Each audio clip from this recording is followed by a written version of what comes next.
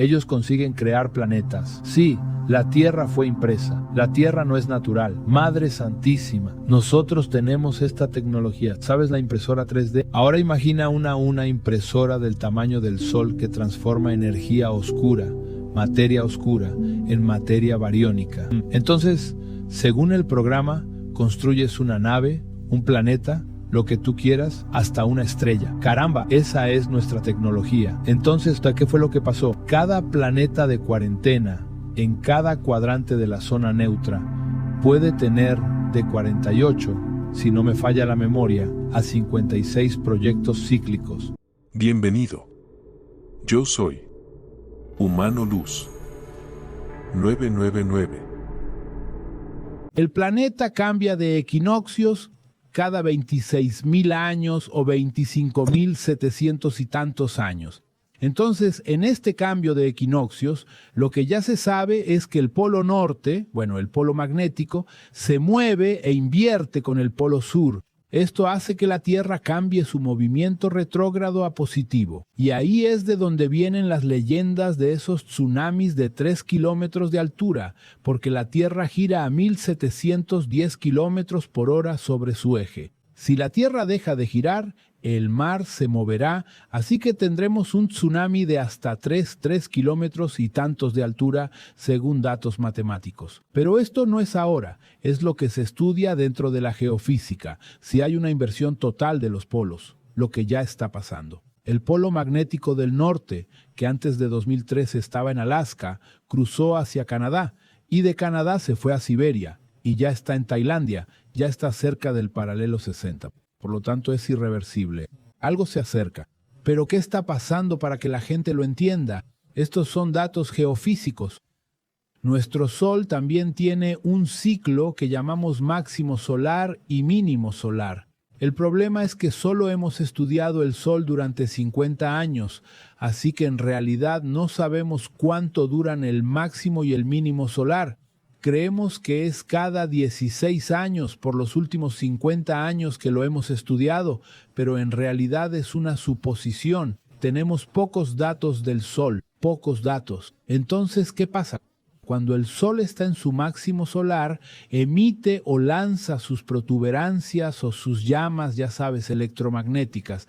Esto viene cargado de radiación ultravioleta, infrarroja, rayos X, rayos gamma y otras radiaciones del espectro desconocidas por nosotros, además de una onda gravitacional. Claro, cuando esto toma la ruta de traslación de la Tierra, ya sea nuestro planeta, los anillos de Van Allen, que la Tierra tiene 3 anillos de Van Allen que la gente llama la barrera de frecuencia, ellos absorben esa energía y la van disipando a lo largo de los anillos hasta que llega a la ionosfera, mesosfera y metosfera de la Tierra. Y eso llega a nivel de partículas radiactivas. ¿Qué pasa? El núcleo de la Tierra, a diferencia de lo que explican, emite neutrinos. Para que la Tierra emita neutrinos desde su núcleo, significa que tenemos un reactor nuclear o un reactor de fusión nuclear o una estrella de Dyson en el núcleo de la Tierra, que es lo que está escrito en el libro de los muertos del antiguo Tíbet, que tiene 5.000 años, está escrito en el libro de los muertos del antiguo Egipto, que tiene más de 10.000 años, y está escrito en los libros de la India, los Vedantas, que también tienen más de 12.000 años.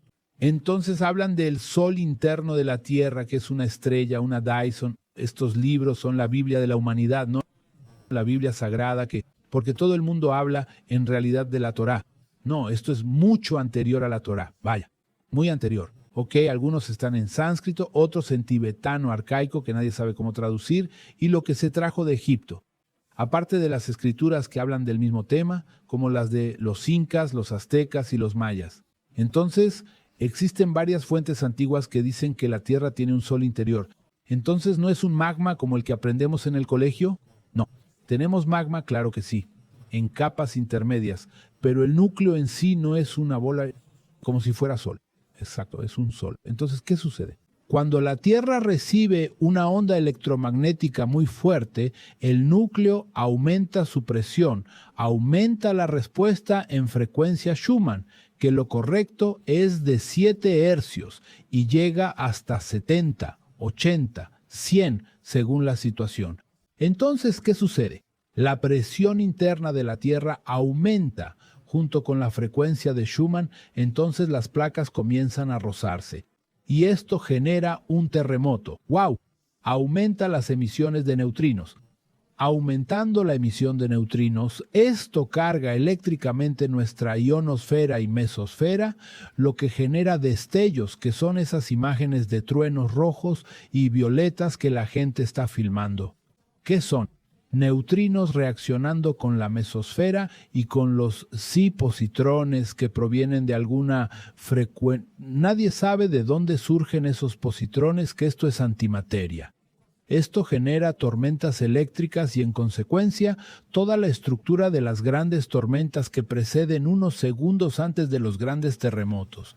Tormenta, cuando dices tormenta de agua, ¿en serio? El agua viene después, es una tormenta geomagnética, ¿vale? Y esto está grabado, pero no todas las tormentas geomagnéticas están en el espectro visible para nosotros. ¿Y qué pasa? Cuando las placas comienzan a rozarse, aumentando automáticamente la presión, la válvula de presión son los volcanes. Los volcanes explotan para que no tengamos terremotos por encima de la escala 10.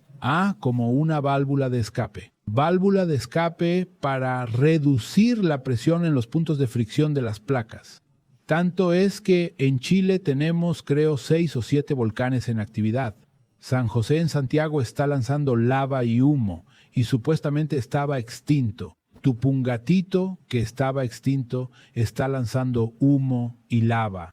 Chiján, el otro, Villarrica y Tronador, todos están liberando una cantidad muy por encima de la media, sin contar los que están del lado argentino, de los que no recuerdo el nombre. Luego tenemos volcanes en México en actividad, el Popocatépetl y otros más, además de los de Ecuador, Venezuela, los de Alaska y los que hay en Japón.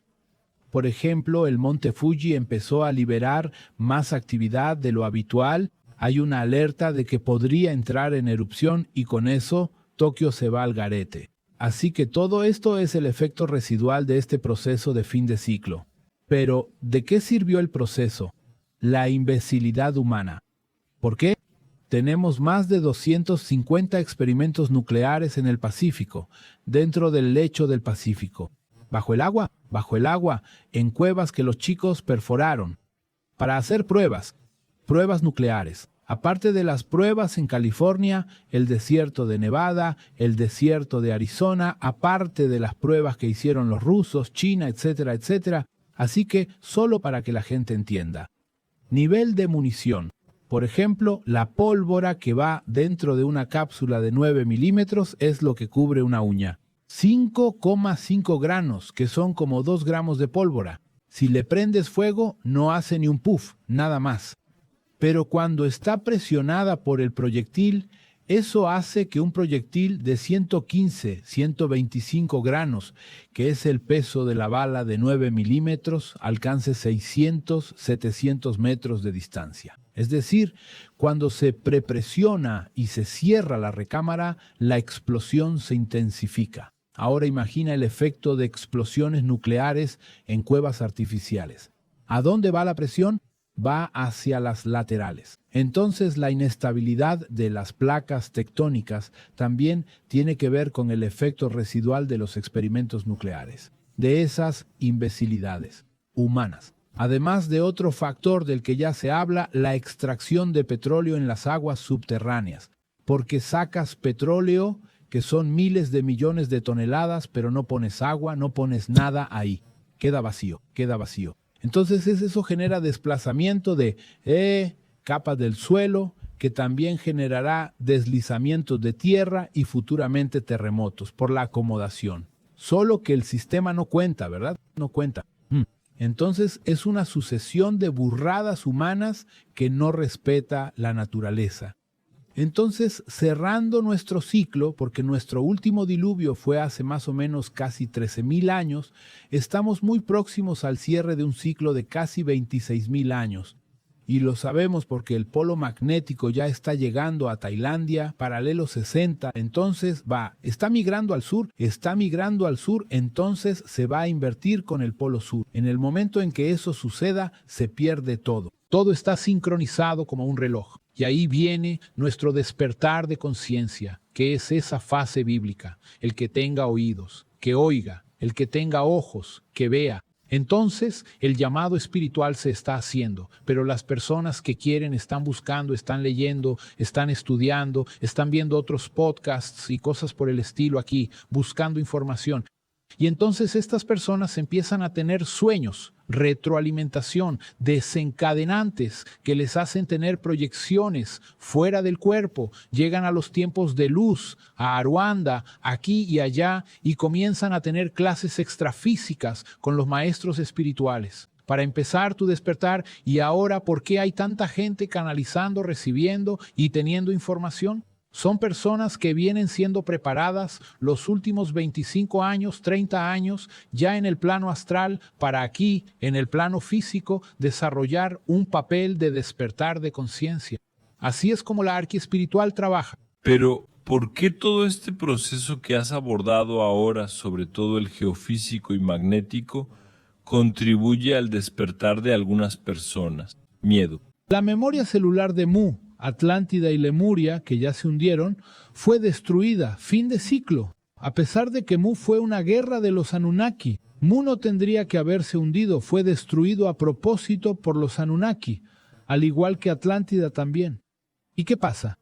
Esas grandes civilizaciones también llegaron al final de su ciclo, y entonces desaparecieron los Nefelims, los cíclopes, los elfos y otras especies que nos parecen lindas, capelinos. Pero arqueológicamente, hay un libro muy importante que la gente debería comprar.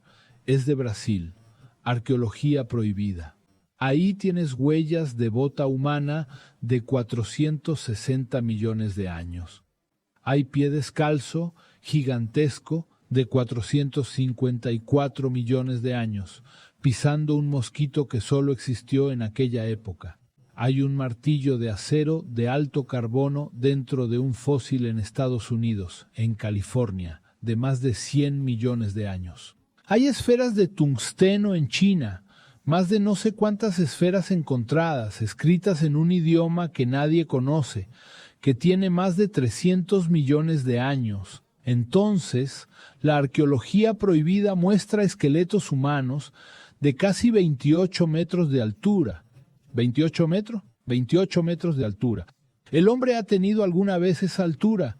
No es el hombre, no es el Homo sapiens, es algún humanoide, una especie de un periodo que nadie sabe, porque no liberan información del ADN, no la publican. Entonces no sabemos de cuándo viene este ser. Es antediluviano sin duda, pero la jerarquía a la que pertenecía. Es lo mismo cuando uno empieza a estudiar los árboles fosilizados que llamamos montañas, que es otro asunto fascinante.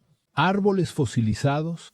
¿Recuerdas la leyenda de Hansel y Gretel, la del tallo de Judías?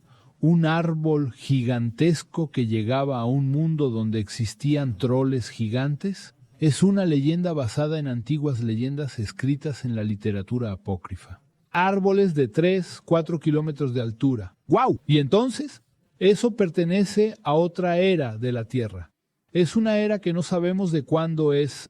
Es prediluviana. ¿Cuántos diluvios?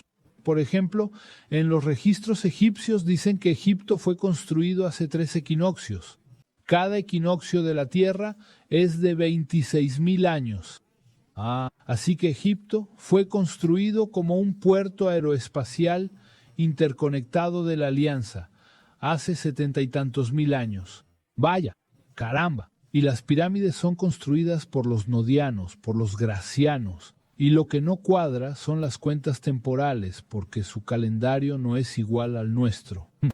Por ejemplo, las pirámides de Egipto, de México y de varias otras localidades son obras de los gracianos, son una raza aviaria que trabajaba con los nodianos del sistema Polaris, que ayudaron al planeta Maldek, que explotó, que es el actual cinturón de asteroides entre Júpiter y Marte, que de hecho era un planeta más grande que la Tierra. Otra evidencia científica que la gente no sabe fue divulgada, pero la gente no la capta. Los japoneses en el año 2024 identificaron un planeta masivo 11 veces más grande que la Tierra en la órbita del sistema Kuiper.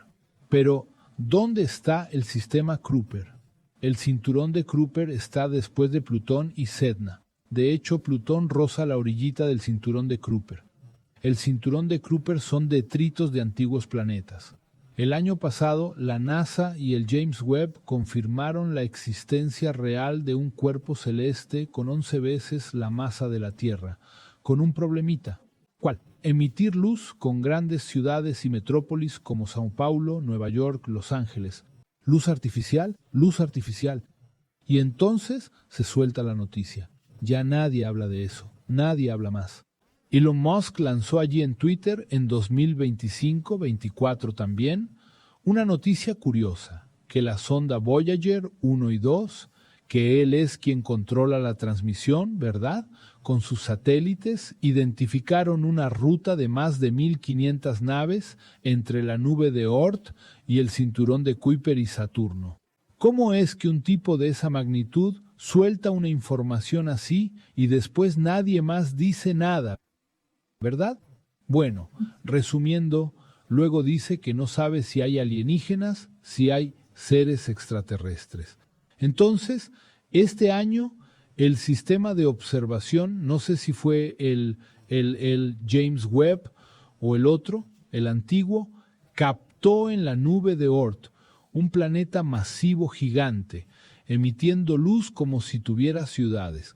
El problema es que está todo siendo censurado. Y ahora liberan 4 razas extraterrestres. Empezaron a hablar, vale. Entonces tenemos a los reptilianos, que es una gran variación de razas. Tenemos a los grises, son varios. Tienes el Zeta Reticuli. Tienes los grises, que llamamos a esta especie apixiana. ¿Por qué? Porque el planeta original de ellos era Ápice. La estrella de Vega fue destruida en la Gran Guerra. Entonces, esta raza huyó y se ramificó en varios otros planetas, ¿Y la Tierra fue uno de ellos? No, no vinieron para acá. ¿Ah, no? No, ellos fueron a Reticuli, Arcturus 4, Arcturus 6 y a varios lugares. Entonces, ahí tenemos a los nórdicos, que son de Lira. Desde Lira, ellos colonizan Alcione, Taygeta, Merop y M45, que ustedes llaman las Pléyades. Entonces ahí surge el gran problema de los canalizadores que no entienden de astrofísica. Alcione no es Pléyades, nunca lo fue. Alcione es una estrella que está en la dirección del cúmulo M45 Pléyades, que tiene más de 400 estrellas. Entonces, Alcione está a 400 años, ni siquiera a 400 años luz de la Tierra, según el estelario. Sin embargo, el cúmulo de nubes del enjambre semiabierto de M45 está a 1.600 a 3.000 años luz de distancia en profundidad. Empieza a 1.600 y se extiende hasta 3.000 años luz de la Tierra. Entonces, las 9 estrellas que visualmente componen para nosotros, las Pléyades, son estrellas cercanas a la Tierra. La más lejana, si no me equivoco, es Maya. Electra está a 700 años luz. El resto está mucho más cerca. Eso es lo que pasa con las 3 Marías. Ellas no están tan alineadas. Ahora no recuerdo quién está, pero una de ellas, no sé si es Mintaka, está a 810 años luz. La otra está a 1.130 años luz. La otra está a 1.400 años luz. Y las 3 Marías no son 3. Mintaka es ternaria, la otra es cuaternaria y la otra es binaria, ¿verdad? Entonces, no tenemos esa percepción visual desde aquí. Entonces, los nórdicos, cuando hubo la guerra, salieron del sistema de Vega, Avior, y colonizaron 49 planetas, sistemas planetarios, y así se expandió la raza nórdica humana, dando variaciones de etnia racial por el Sol, las estrellas, etcétera, etcétera. Somos un subproducto genético de los nórdicos con los reptilianos y los grises. Por eso tenemos una apariencia parecida. Es por eso que hacen las abducciones para extraer de nosotros serotonina, dopamina, etcétera, etcétera. Entonces somos su cobaya, porque los nórdicos son seres muy parecidos a nosotros, solo que más altos. Muy altos, los más bajitos miden 3 metros de alto. ¡Wow! 2 y pico, 2,20, y están en el norte de donde conocemos aquí en el planeta Tierra, ¿verdad? De hecho, entraron aquí a través de lo que llamábamos Hiperbórea, que es el círculo polar ártico, y dieron origen a los vikingos. Sí. Y los vikingos dieron origen al pueblo nórdico de la Tierra, que es el RH, el A positivo, que confundimos, tiene que ver con los Anunnaks de Nibiru, que también son de ascendencia nórdica, que son la variante de Alcione, que fue expulsada de Alcione. Los nibiruanos fueron expulsados de la alianza y son renegados. ¿Son renegados? Son renegados, no son seres de luz como la gente imagina. No es que sean malos, son irrelevantes. Así que el Yahvé de los judíos es Enlil, ¿vale? Y Enki es Ea, que es el padre de la humanidad, del Homo sapiens, no de los nórdicos. Manipulación genética, él fue quien alteró el ADN de 12 a 2 cadenas para mantener a la especie humana como esclavos. ¿Y quién tuvo acceso a toda esa información? Los ocultistas. Ahí entramos con Rudolf Steiner, Blavatsky, en el siglo XIX. Ni siquiera es solo el siglo de Helena Blavatsky, Rudolf Steiner, toda aquella gente. Hablamos de los Penske, Goethe y todo ese grupo que la gente de hoy no tiene ni idea de quiénes son los principales pensadores que fueron contactados. Ellos obtuvieron esa información a través de contactos que tuvieron, y luego empezaron a traducir los libros Vedantas y los libros tibetanos. Entonces, el inicio del desencubrimiento es ahí, está ahí, siglo XIX. Fíjate nada más. ¿Y quién incorpora esto? La gran escuela masónica de esa época, que no tiene nada que ver con la masonería de hoy, la Rosacruz, la Sudadharma y otras escuelas herméticas que ni siquiera se puede decir el nombre, ¿vale? Sí, si no causa problemas aquí, para nosotros. Y en esas escuelas, en esa época, a partir del grado 25, 23, ya estaban iniciados en este conocimiento y se convertían en arqueólogos, investigadores y empezaban a explorar y estaban recopilando y traduciendo toda esta información que llegó a los militares. Gran parte de estos militares eran masones o kardecistas, espiritistas. Incorporaban, recibían orishá, etcétera, lo que fuera. Y entonces empezaron a descubrir la verdad, que somos producto de la investigación genética de los Anunnaki. ¿En qué año fue eso? 1890, ¿eh? ¡Guau! Nicolás Tesla está en medio de todo este lío. Entonces, cuando estos tipos se dieron cuenta de que somos un subproducto de ellos, de cobayas, ¿cómo queda el catolicismo, el cristianismo y todo lo que se inventó? No queda. Entonces se creó, por orden de este alto comando secreto, una realidad paralela de un gobierno oculto que escondió todo sobre Tartaria, sobre la energía libre. Todo esto, ¿por qué? Porque aquí quienes comandaban a los Rothschild y a los Rockefeller con dinero fueron los que lo cambiaron todo. Entonces se creó ya en 1870 por ahí un gobierno paralelo y secreto de personas iniciadas. Y a partir de ese momento ahí entra, antes de Nicolás Sali había un tipo que fue su profesor, entre comillas, que tenía toda esta información y cuyo nombre olvidé, alemán también, un Bonn no sé qué. Y luego esa gente da origen a toda la parte del desarrollo tecnológico, ¿cierto? Y Alemania tenía a los mayores pensadores, Einstein, Friedman, ahí tienes a Planck, son los mayores de la época. Estos tipos tuvieron acceso a toda esta información y comenzaron a desarrollar tecnologías que no eran para nosotros. De hecho, el FBI acaba de publicar la información real de que los alemanes en 1932 construyeron 4 prototipos que volaban operacionalmente de ovnis con antigravedad. ¿En qué año? 32. 1932. 1932. ¡Wow! Antes de la guerra. poco antes de la guerra. Exacto. Y fue ahí cuando von Bigodiño creó el Cuarto Reich. ¡Wow! ¿Cuarto Reich? ¿Por qué? Porque en el 26 ellos fueron a la Antártida y descubrieron por ubicación las ciudades, los templos, todo lo que había allí. Dios mío. Y se les autorizó a habitar aquello. ¿Entendido? De hecho, en aquella época, Alemania transfirió 1 millón de personas seleccionadas genéticamente por intelecto, por coeficiente intelectual, para colonizar las ciudades en la Antártida. Entendido. Antes de la guerra. Y entonces, ¿cuál era el objetivo de este gobierno paralelo? Una raza superior para obtener autorización y conectarse con la flota estelar, con la alianza de grupos estelares. ¿Y ya se ha logrado ese objetivo? Sí, ya se logró. Ya se logró. ¿Por qué eligieron a ese personal? Coeficiente intelectual por encima de 105, 130 era el mínimo exigido. DCI. No podían tener religión. Sin dogmas, todos, preferiblemente ingenieros, porque razonamiento lógico, ciencias exactas, nada de humanidades, solo exactas. Y a ese personal lo seleccionaron todos nórdicos de ascendencia genética Anunnaki, RH, A positivo, todo ese rollo y tal. Y había descendientes en los Estados Unidos, aquí y allá. ¿Quién tenía dinero? Estados Unidos. Entonces compraron los Estados Unidos, lo financiaron. Hay datos que la gente no recuerda que cuando termina la Segunda Guerra Mundial desaparecieron en oro, en esa época, 10,000 millones de dólares en oro puro de toda Europa. ¡Guau! Ese oro, ese dinero nunca fue encontrado.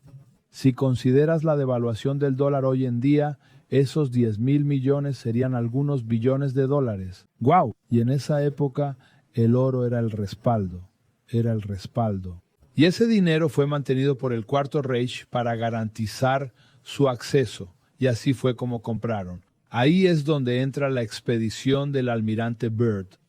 El almirante Byrd, él va con 6,000 militares. ¿Quién era él? Era un almirante de la Marina estadounidense que sabían que los alemanes se habían refugiado en submarinos, en la Antártida, en el Cabo Ross, que está más allá de la Patagonia chilena argentina. Entonces mandan una expedición allí con portaaviones, acorazado, submarino, mandan algo robusto, ¿entiendes? Y una semana y poco después, regresa solo el barco con, creo que 700 tripulantes con el rabo entre las piernas y, mira, no se puede. ¡Caramba! Los tipos tienen armamento, poder y conexión con seres intraterrestres. Y ahí queda esa teoría. Entonces el tipo se calla la boca, él vuelve una segunda vez y va en avión y entra supuestamente en la Tierra Hueca y hace su informe, que es ahí donde surge el libro La Tierra Hueca, que es parte del diario de a bordo del almirante Byrd. Él está obligado como militar a guardar silencio. Entonces a partir de ahí surge la prohibición de acceder y visitar la Antártida. ¿Esto fue en qué año? 47. Ya avanzamos un poco. En 49 ya había terminado la guerra. En 49 la prohibición de visitar la Antártida. Y lo más interesante, no recuerdo el año exacto, el Cuarto Reich hace una demostración de poder e invade los Estados Unidos con no sé cuántos ovnis y generan un pulso electromagnético de EMF y generan un apagón total de costa a costa en Estados Unidos por 4 días sin luz. Caramba, mostrándoles a los americanos quién manda, quién tiene el poder son ellos. Y entonces el gobierno americano hace el acuerdo mundial de que la Antártida está prohibida para todo el mundo y obliga a todos los países a firmar el Tratado de Protección Ambiental. O sea, ¿ellos son más poderosos que el gobierno americano? Mucho más. Hasta hoy. Madre mía. Porque ellos tienen tecnologías que nosotros no tenemos, ¿eh? Sí. Entonces, esta parte forma el siniestro gobierno secreto. Cuando todos ellos se dan cuenta de la verdad oculta, ayudan a crear entre los principales países, incluyendo Estados Unidos, Rusia, Japón, Inglaterra, Francia, India, un gobierno oculto, un gobierno secreto paralelo a nuestro gobierno, que desarrolla armas y tecnología para mover gente fuera de la Tierra, con autorización de la Alianza. Ok, son los elegidos. ¿Qué es la Alianza? Perdón.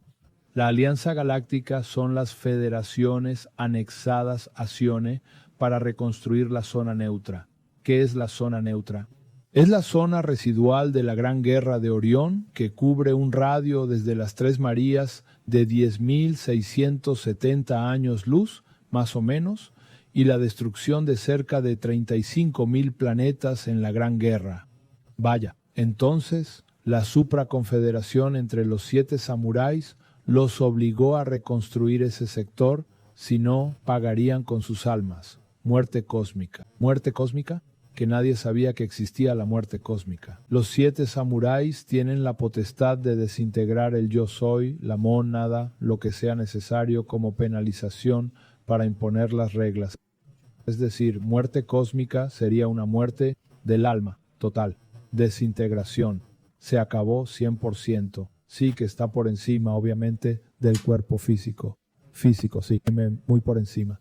Entonces, ¿qué pasa? Ella impone una situación. Miren, tienen X tiempo para reconstruir la zona neutra, es decir, todos los planetas, estabilizar la zona neutra por las ondas gravitacionales, la destrucción de estrellas, planetas, etcétera, etcétera.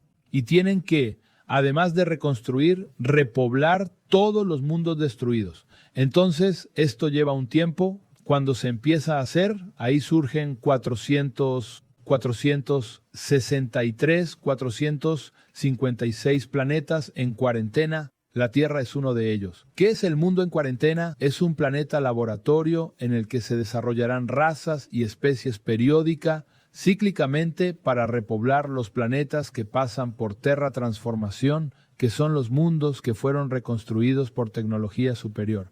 Madre mía, pero tienen una tecnología absurda. Ellos consiguen crear planetas. Sí, la Tierra fue impresa. La Tierra no es natural. Madre Santísima, nosotros tenemos esta tecnología. ¿Sabes la impresora 3D? Ahora imagina una impresora del tamaño del Sol que transforma energía oscura, materia oscura, en materia bariónica. Entonces, según el programa, construyes una nave, un planeta, lo que tú quieras, hasta una estrella. Caramba, esa es nuestra tecnología. Entonces, ¿qué fue lo que pasó? Cada planeta de cuarentena, en cada cuadrante de la zona neutra, puede tener de 48, si no me falla la memoria, a 56 proyectos cíclicos. Cada proyecto cíclico tiene que ver con un ciclo planetario.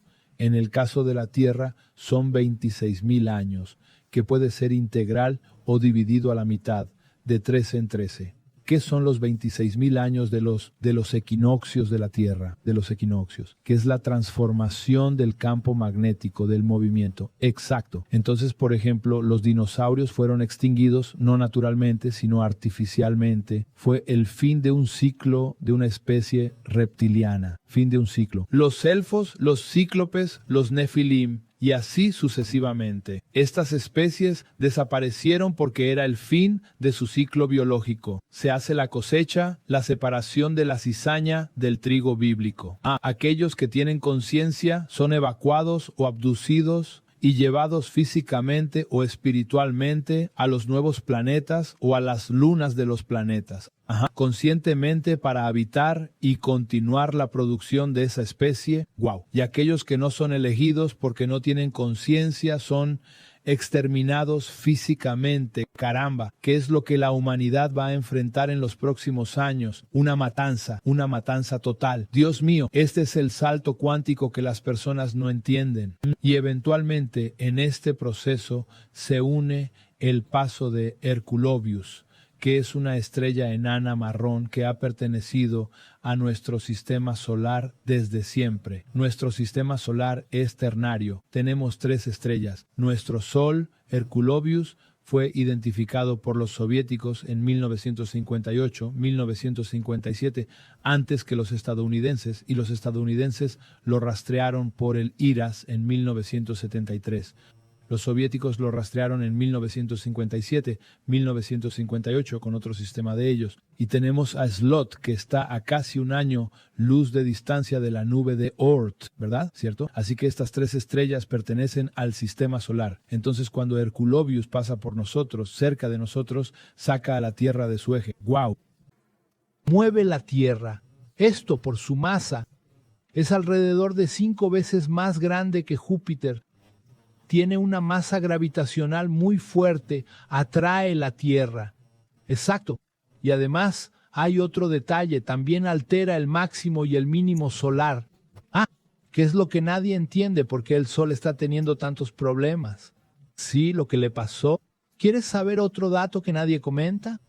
Si recuerdas los años antes de 1980 o la década de los 90, solo teníamos un cometa en la Tierra, el Hale-Bopp, que pasaba cada 90 años. Ahora, cada 2 o 3 meses, está pasando un cometa por la Tierra. ¿De dónde vienen estos cometas? De la cola del Herculobius. Entiendo, él va atrayendo como si fuera una aspiradora.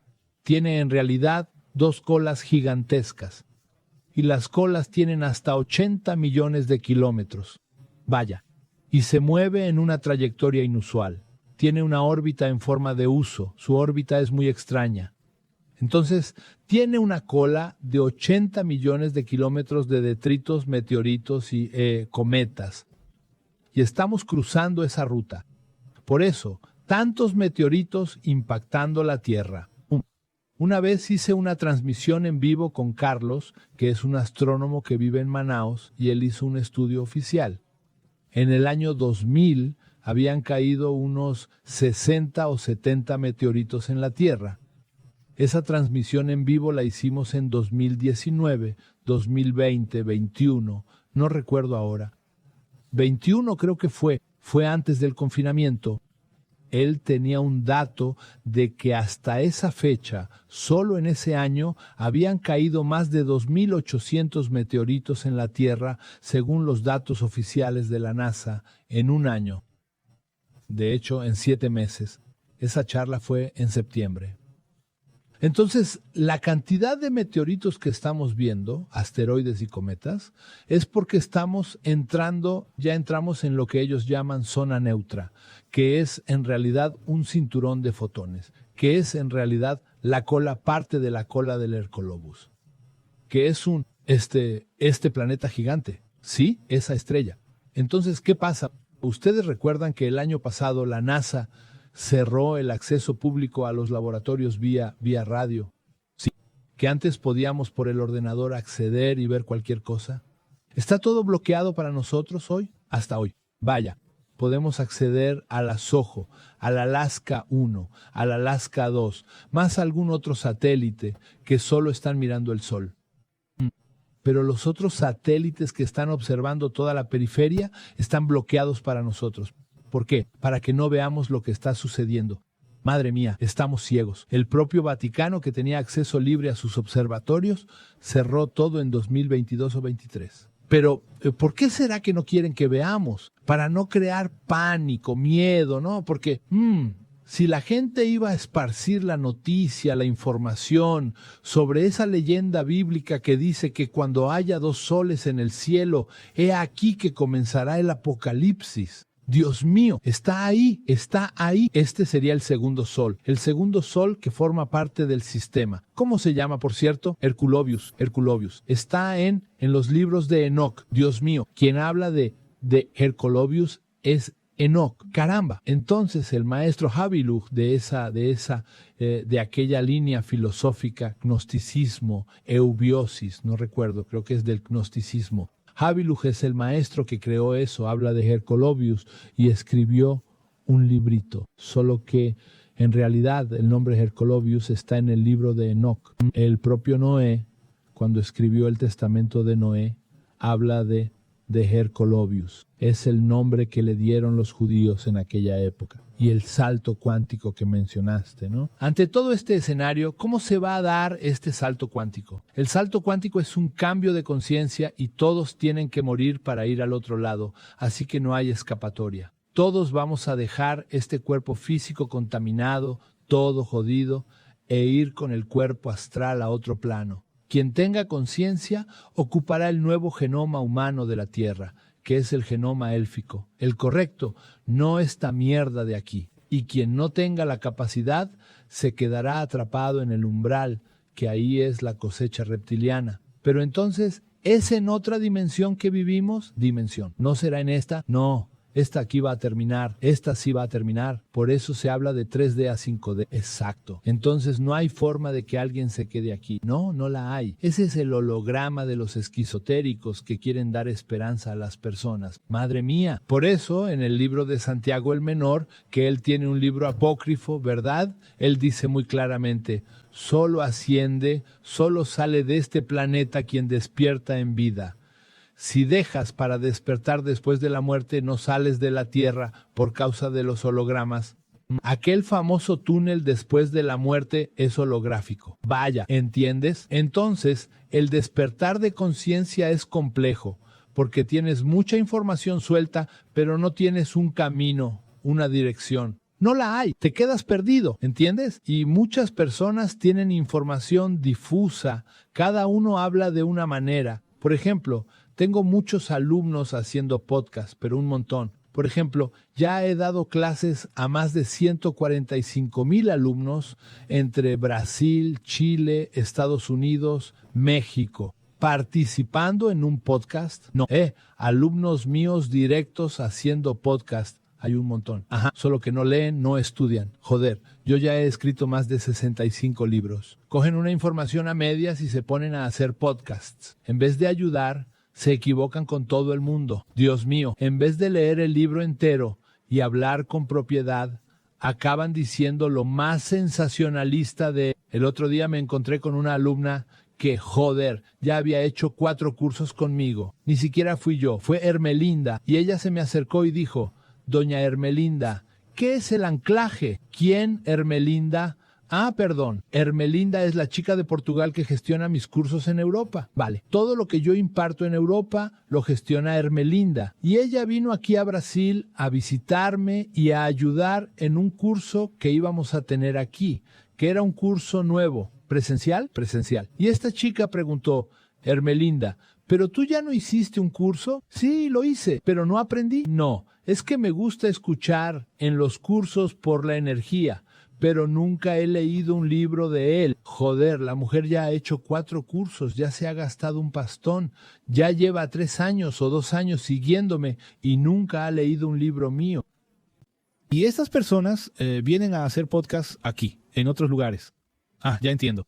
Entonces, transmiten información, o sea, desinformación quiero decir, en Instagram. Hay varios famosos por ahí a los que no voy a nombrar aquí. Los tipos cogen mi libro, lo leen y salen haciendo vídeos sin citar la fuente, sin dar los créditos. Luego, con lo mío dicen, ah, eso es de Rodrigo, eso de Rodrigo, no sé. Luego, una vez le dije al tipo, no, eso es de fulanito de tal. No, este es mi libro, es mi material. Pon los créditos, tío, solo eso. Y dijiste al principio que el miedo no debe ser visto como algo malo porque ayuda a despertar. Entonces, tal vez una persona que quiere evitar sentir miedo no está en el camino correcto. No se trata de evitar el miedo, es enfrentarlo de frente y no huyendo. Entonces, el miedo te ayuda a trascender. Hoy tenemos 2 formas de enfrentar el miedo, como cobardes, o sea, quedarse encogidito o con el que lo va a enfrentar de frente. El que enfrenta de frente trasciende, transmuta y da un salto cognitivo, un salto espiritual, porque su propia llama matrina salta la frecuencia. Pero la persona que se queda encogidito, acobardado, no trasciende nada.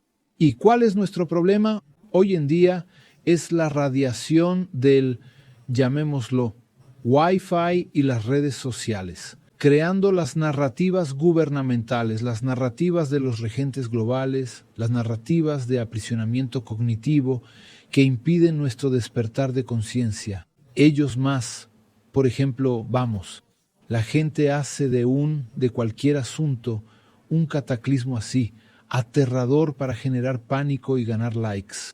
Porque ahí tu cuenta está monetizada. Cuantos más me gusta, más vas a ganar al final. Si el tipo cambiara el contexto, en vez de querer crear pánico para monetizar, generar conciencia. Sí, es diferente, porque ahí le explicas a la persona lo que está pasando. Así ella entiende ese miedo, pero no ese miedo pavor de, joder, no tengo nada que hacer. Exacto, que es nuestro propósito aquí, lo que intentamos hacer aquí. Exacto, y eso es lo que mis alumnos no han hecho. Ah, vale, porque los tíos, por eso he discutido con muchos de ellos. Los tíos solo quieren dinero, solo quieren crear el miedo y ya está, para ganar dinero. Sí.